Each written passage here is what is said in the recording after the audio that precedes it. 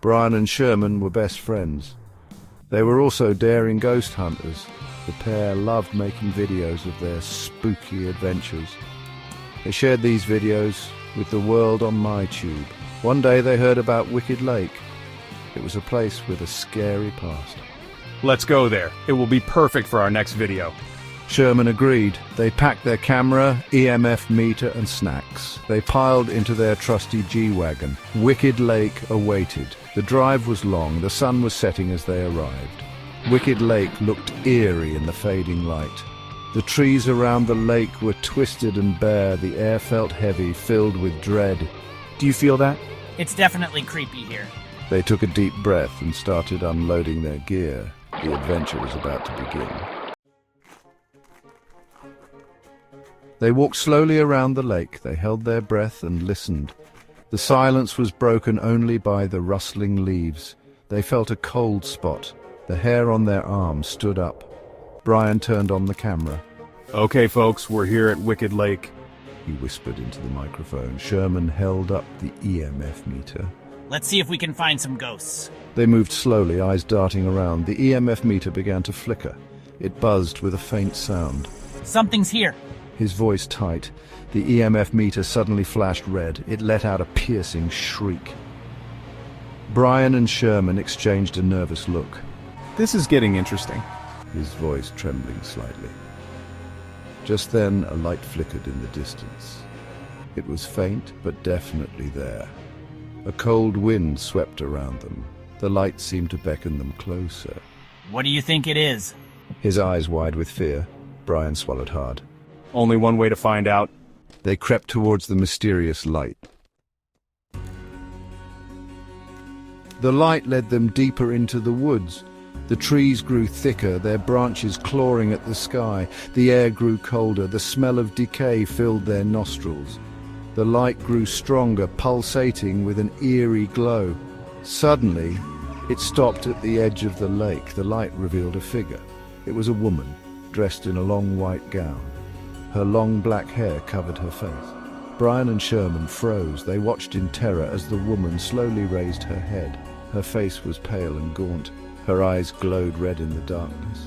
Her lips were drawn back in a horrifying grin. Hello, boys. My name is Elizabeth Death, and you are on my land.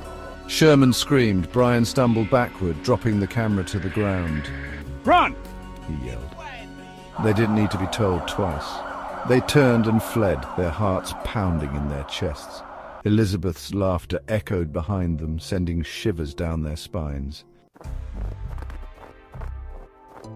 They didn't stop running until they reached their car. They jumped in, slammed the doors, and locked them. Brian fumbled with the keys, his hands shaking with fear.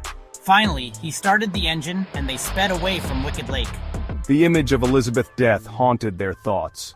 They could still hear her chilling laughter echoing in their ears. As they drove, they decided they had to warn others. Wicked Lake was too dangerous. They couldn't let anyone else fall victim to Elizabeth Death.